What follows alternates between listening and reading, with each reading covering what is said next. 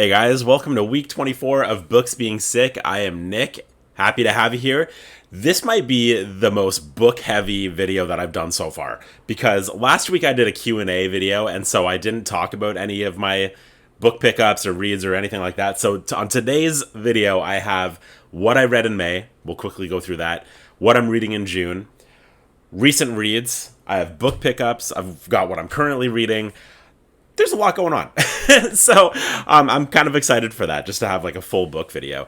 I have had just a crazy week. I got all of the shirts in for the Books Are Sick merch, the ones with the orange book on it, kind of doing this, and the totes as well. It's been insane. It took about 3 full days of just standing there doing this. Literally full days just doing this, packaging all these orders. Thank you guys so much for picking one up. They are on their way to you. And yeah, so we might as well just jump right in here. I'm going to talk about what I read in May first, really quickly. Really quickly. I'll save my favorite for last. If you watch me on the talk or the gram, you've already seen this, so I'm gonna go pretty quick here. I got Michael Christie's Greenwood here. This was a fantastic family saga that goes back generations at a time. It's a really interesting book, and I've never read a book like this because you get invested in these characters and then it jumps back 20 years. 10 years, 20 years. And then you get all the way back to, I think, 1908, and then you start going forwards again, and you re-meet all of these characters, and things start to connect and make sense. It was really interesting. Again, I've not read a book like that before, and it was very, very cool. So definitely worth checking out, I think. I also read Girl Interrupted. I really enjoyed Girl Interrupted. This is about Susanna Kaysen, who is the author here. It's a memoir. It's about her time in a psychiatry ward in the late 60s, and just very fascinating, very interesting, and a lot of dry, dark humor in there that I really appreciated and thought landed perfectly. Yeah, definitely a good read. I also read another memoir. I think this is the first month I've ever read 2 memoirs, and I was Crying in H Mart by Michelle Zauner. Michelle Zauner is a musician in Japanese Breakfast, whom I'm just starting to listen to, and they're fantastic. And this is a memoir about basically her experience in losing her mother.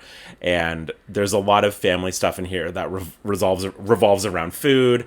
You know, her mom and her had a connection around food. They'd always go to H Mart, and you know, when her mom is passing, Michelle tries to kind of learn how to make this stuff, and that's a big part of the book, and it's very emotional, very again, I said this on another video, but shouldn't be surprising that this book made me as emotional as it did. It's called Crying in H Mart. You know, it kind of just warns you, like, hey, guess what?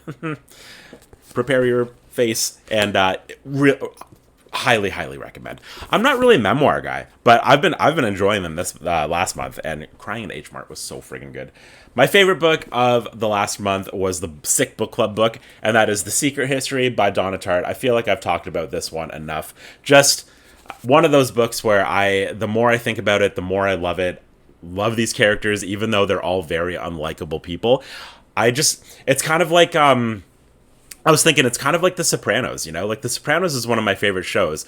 And you know those people are not good people, you know? They're not good people. They're not likable people, but you still love them for some reason. That's exactly how I felt with these people. I was like, I know you're bad, but you're fascinating, and I like you. So, The Secret History, I believe this is my first dark academia read, and I'm excited for more. My wife recommended that I read something about villains. If We Were Villains, so it's something like that. She recommended I check that one out because it's apparently on the same level as this one. I believe Donna Tartt is a genius, and I'm excited for her to hopefully potentially release a new book. I'm going to be reading The Goldfinch at some point in the next month or 2 or 3. I'm going to get that one in this summer. I'm just not exactly sure when. I'm very excited for more Donna Tartt writing. I thought her writing was absolutely insane and beautiful, and the more I read about her, the more I think she's the coolest person on the planet, you know, just secret and mysterious and just like a writer's writer, I think. So yeah, Secret History was so good. Now, I'll quickly jump into what I have planned for June. I think it's a pretty realistic list. Am I missing one? Oh, no, it's here. Okay, so first book I want to read is The Reformatory. Now, This is only if I can find my copy.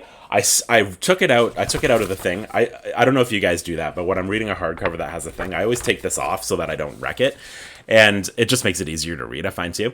And I cannot friggin' figure out where I put it. I have looked all levels of the house. There's only two.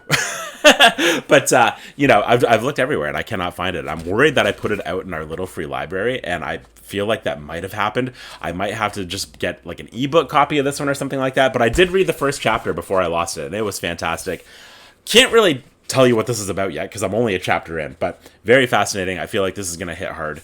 The Reformatory, and I've heard a lot of book people that I trust who have read that tell me that it really is one of their favorite reads of the year so far. So excited for that one.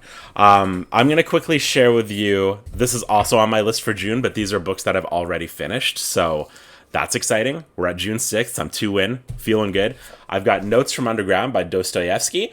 This is my second Dostoevsky book, the first one being White Nights.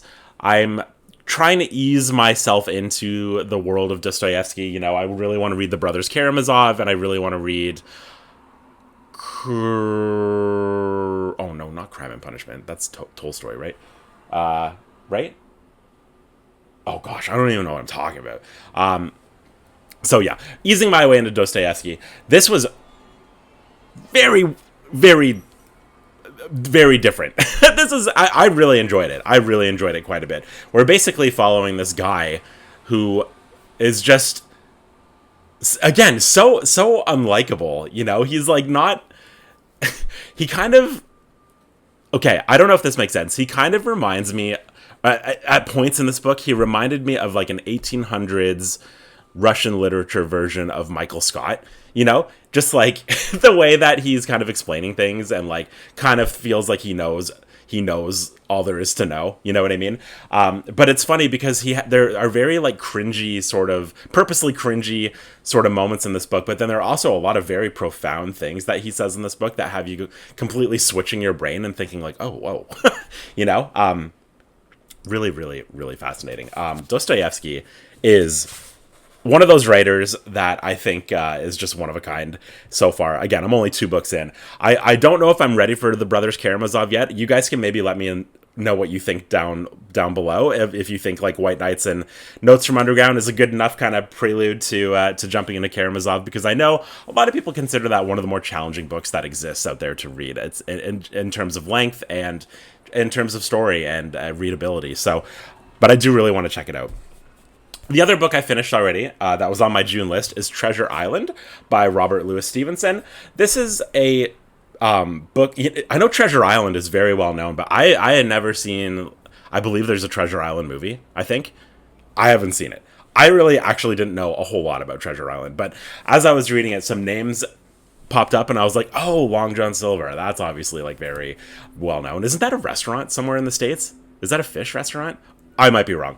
However, very just pure fun adventure book that I would say if you have a kid that's maybe approaching the 10-year mark, I would say this is totally readable for a 10-plus-year-old. It's got the classic dialogue, the classic kind of wording, which I don't know if that would be confusing for 10-year-olds, but the story itself is just, it's pure fun. It's like coming of age, pirates, adventure, like as I said, treasure. It's great. I really liked it. I wasn't really sure what to expect from this one, but I thought it was super fun.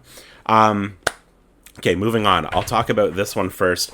Now, this is a friend of mine said that this is her favorite book of all time, and I said to her, I was like, I didn't even realize that was a book, and I didn't even realize that Truman Capote, who I know, wrote this book, and that is Breakfast at Tiffany's. I just thought this was an Audrey Hepburn movie, and I did not realize it was anything else. And apparently, this book is fantastic. Now that I know it exists, it's popping up on my feed because the things are hearing me, and apparently it's like truly fantastic, and I cannot wait to read it. It's not too crazy long either. I think we're talking like 200 pages, 150 maybe. And Truman Capote is a writer who I have not read yet, so I'm excited to dive into him because I have In Cold Blood as well. Found a Folio Society copy of In Cold Blood at a thrift store. Super great find that I'm excited to read after Breakfast at Tiffany's. Maybe Breakfast at Tiffany's again will be kind of another good entry into getting into the heavier stuff. I don't know. The other book I have on my list for June is a Stephen King book. I was like, I got to get a Stephen King in me. I'm itchy. And so I'm going with Revival by Stephen King. This is a book that a lot of Stephen King fans say is one of the better, newer Stephen King books. They're kind of like Stephen King's catalog is, for me, broken into like 15-year periods. You know, this would be considered one of the newer ones. And there are some real diehards for this book. People have been telling me since I started making book videos that I need to read Revival. It really is fantastic. It's dark. It's very Stephen King. So I'm really excited. I finally have a copy. I'm diving into it this month, and I will let you know what I think. I just realized this cover's on backwards. Pretty pumped. I want to say someone said it's kind of like a Frankenstein retelling. I don't know if that might have been a different book, but I feel like someone said that about that book. Could be wrong. Okay, book pickups. One of the books that I did pick up was the Breakfast at Tiffany's one. So I already shared that one, but I also got an F. Scott Fitzgerald book, The Beautiful and the Damned. I am kind of I'm in this weird kick right now where I'm reading a lot about F. Scott Fitzgerald, and I just think that guy is so fascinating, and his writing is so beautiful. I mean, The Great Gatsby was just mind-blowing for me. I truly loved it, and I think this cover is gorgeous. I would love to have that as a poster. There's something about it that is just so haunting, but beautiful, and the book is called The Beautiful and the Damned. Excited to read a F. Scott Fitzgerald book that is not The Great Gatsby. Excited for that. Someone in my comments said that I needed to read this, and I've never heard of it. It's called The Poisonwood Bible by Barbara Kingsolver. So I had read that comment and then saw this book like 5 minutes later because I was at a bookstore, and I was like, okay, perfect. It's kind of chunky. It's kind of big. We're talking close to 600 pages. I think Barbara Kingsolver is also she did the Demon Copperhead, which I know is very highly regarded. So I've got some high hopes for this book. No idea when I'm going to be able to fit this in. Hopefully this year. But yeah, excited for that one. And I also picked up this one that I remember hearing about last year, but I had never seen a copy, and so I just never got one, obviously. But I saw one at the bookstore. I was like, okay, I got to see what this is about. It is Nuclear War, A Scenario by Annie Jacobsen. Now, this is apparently a book that, through using, not factual stuff, but here, I'll say, is based on facts sourced from exclusive interviews with presidential advisors, cabinet members, nuclear weapons engineers, scientists, soldiers, airmen, special operators, Secret Service, emergency management experts, intelligent analysts, civil servants, and others who have worked on these macabre scenarios over decades. It's basically what would happen if a nuclear war did start. A very realistic scenario of what would happen. Now, is this a great book to read for someone with crippling anxiety? I don't know. Probably not. But we're going to find out together because, I don't know. I don't currently really have a fear of nuclear war, but I might in a little bit because I plan to read this very soon. So yeah, those are my pickups. Also, current read. And this is the book I didn't include for my June reads. That is also in my June reads. I'm just started it last night, and that is this month. That is this month's Sick Book Club book, which is Jurassic Park. I have the sleeve off, so I'll just share that there. I am only 50 pages in. I started this last night at about 10 o'clock, read until 11. Felt like 5 minutes had passed, and I was like, I'm on page 50? The pacing of this book is incredible. It really is fantastic. I cannot tell you how much I'm enjoying this book so far. Totally unexpected, totally caught off guard by how much I'm loving it. It is, I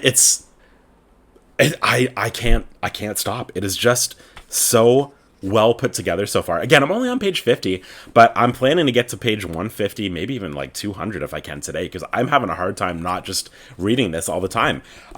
This morning I had so much to do, and I was like, do I need to do that? And I did. But as soon as I get that stuff done, I'm diving right back into Jurassic Park because, man, fabulous. And I shouldn't be surprised. A lot of people that have read Jurassic Park reached out to me and they were like, yeah, this is my favorite book of all time. It really is that good. And so they were right. It really is fantastic. I wasn't sure if it was going to suffer from, I've seen Jurassic Park the movie so many times. I watched it like 300 times growing up. I wasn't sure if it was going to kind of suffer from like, oh, I know what happens here. I know what happens here. So far, nothing is the same, and I'm loving it. It's just it's like it's its own thing, so far anyways.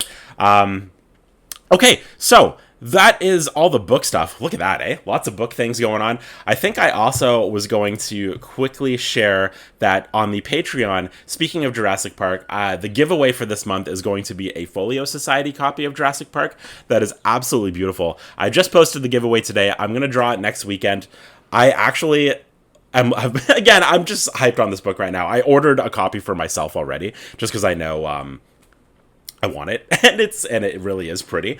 So that is on its way to me. I feel like I'm missing a whole bunch of stuff that I wanted to tell you, but I feel like we're good for week 24. Pure Book City. So again, shirts and merch are on their way. I'm gonna have another pre-order kind of go up next week.